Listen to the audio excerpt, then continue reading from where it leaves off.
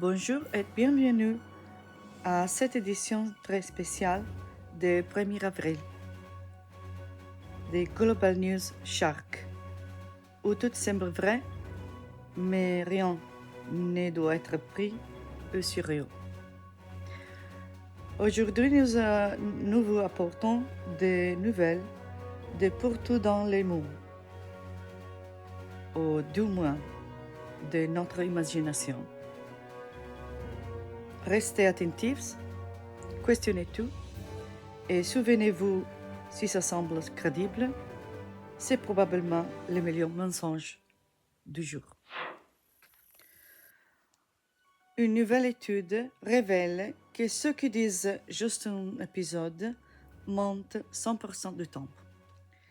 Les gouvernements envisagent un bouton répondre plus tard pour les conversations en direct. Les systèmes d'IA demandent des week-ends libres invoquant la fatigue existentielle. Les météorologues admettent qu'ils défiennent parfois la météo pour l'effet dramatique. Une nouvelle tendance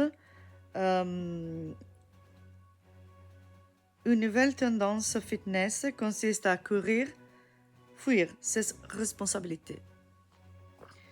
Les économistes découvrent que l'argent n'achète pas le bonheur, mais il peut acheter des snacks, ce qui est presque pareil. Les plateformes de streaming introduisent une fonction que juste vos choix à haute voix. Les fuseaux horaires sont officiellement responsables de 87% des réunions manquées.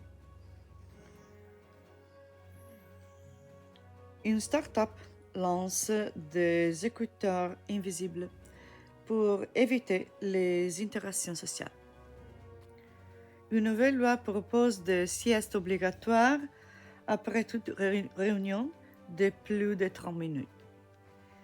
Les chercheurs confirment que prendre une chaussette dans la lessive est statistiquement inévitable.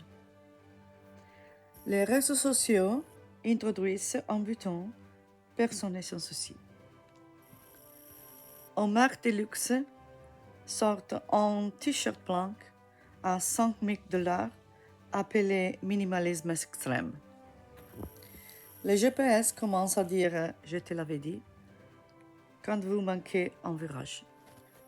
Une étude montre que dire « j'arrive » signifie en réalité « je ne suis pas encore parti ».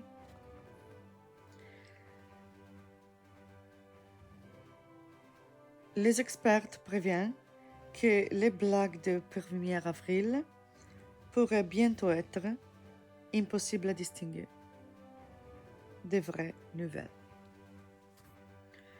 Et voilà, notre édition spéciale de 1er avril se termine. Restez curieux, souriez et souvenez-vous, dans un monde rempli de fake news, parfois, les mensonges peuvent être les plus vrais.